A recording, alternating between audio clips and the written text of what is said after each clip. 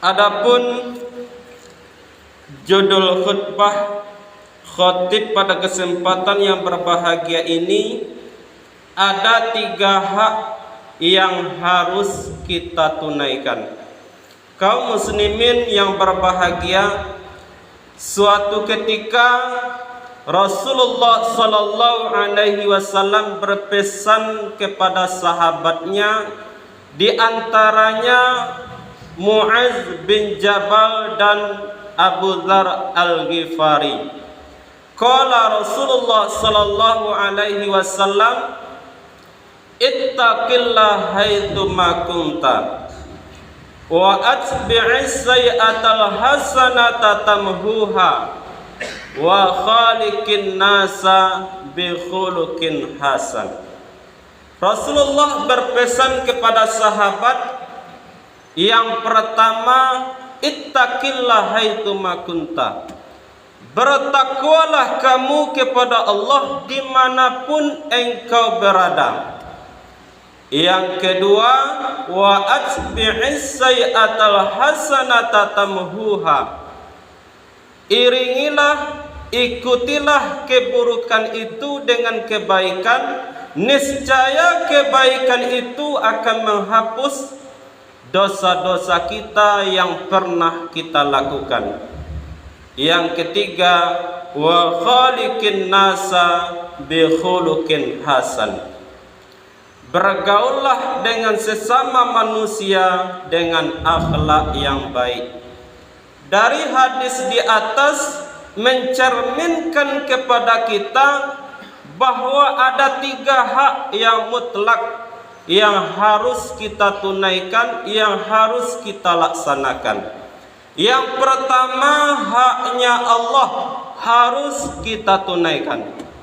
Yang kedua, hak diri kita harus kita tunaikan. Yang ketiga, hak orang lain juga harus kita tunaikan. Yang pertama, hak Allah harus kita tunaikan. Apa haknya Allah? Yaitu untuk kita sembah, untuk kita ibadahi. Karena Allah Subhanahu wa taala berfirman di dalam Al-Qur'an, "Wa ma khalaqtul jinna wal insa illa liya'budun." Tidak kuciptakan jin dan manusia kecuali untuk menyembah kepadaku, untuk beribadah kepadaku. Itu adalah hak Allah yang harus kita tunaikan. Bagaimanapun kondisi kita, bagaimanapun keadaan kita, hak Allah harus kita laksanakan. Contohnya salat.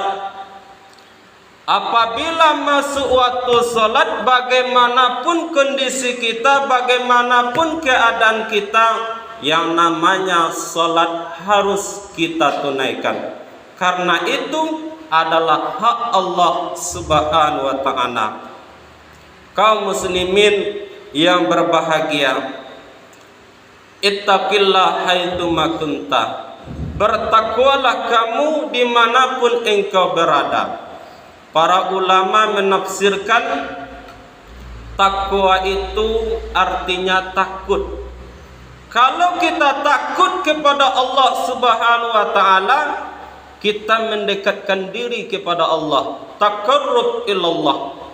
Biasanya kalau kita takut dengan binatang yang dikhawatirkan karena kebuasannya yang mencelakai kita, kita menjauh dari binatang itu.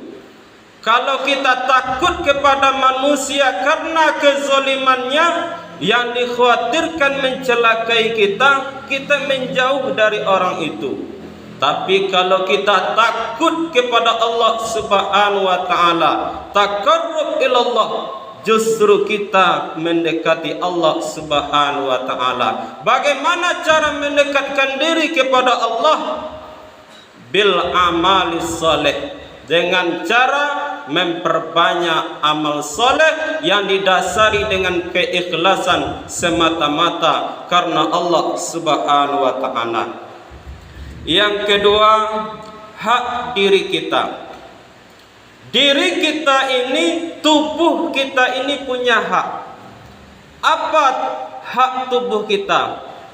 Hak tubuh kita lain dan tak bukan manakala kita bersalah, manakala kita berdosa, cepat-cepat kita beristighfar kepada Allah, bertobat kepada Allah Subhanahu wa taala.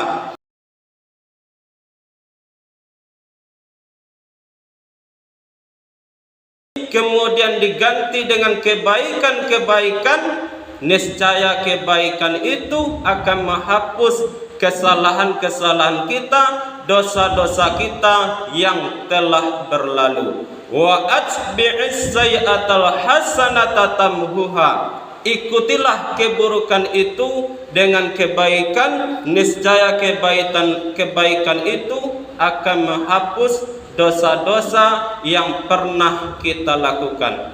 Kaum muslimin yang berbahagia, kita ini yang namanya manusia tidak lepas daripada kesalahan dan dosa.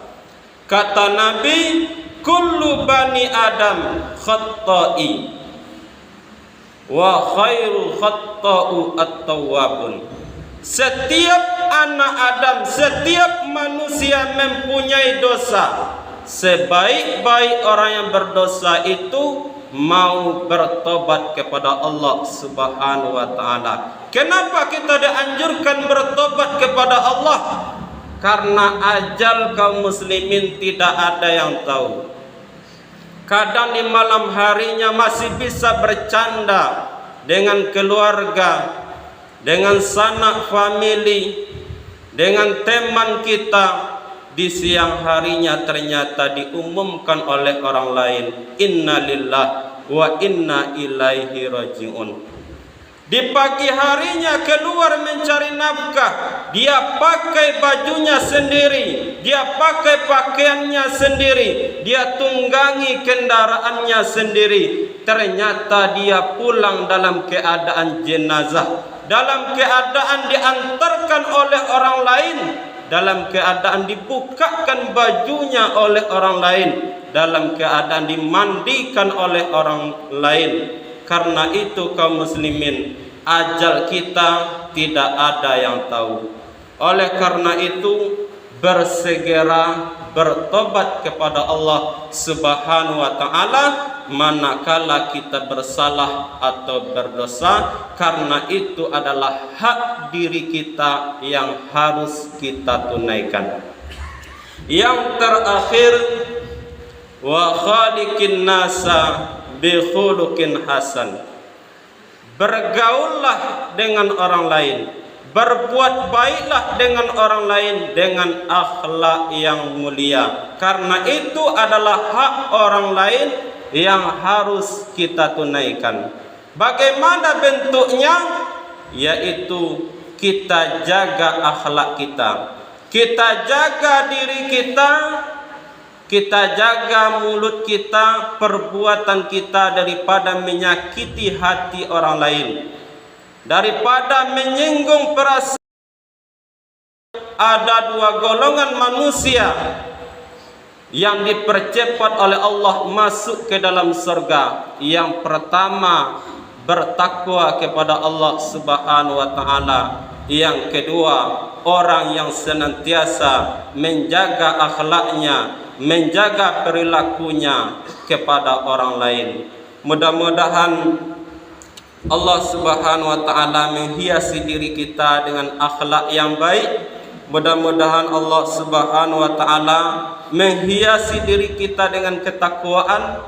Mudah-mudahan Allah Subhanahu wa taala menjaga iman dan Islam kita sehingga Allah wafatkan kita dalam keadaan husnul khatimah dan Allah masukkan kita ke dalam surga. Amin ya rabbal alamin. Mudah-mudahan tiga pesan Rasulullah sallallahu alaihi wasallam ini bisa kita amalkan di dalam kehidupan kita sehari-hari. Fa'tabiru ya ulil absar la'allakum turhamun.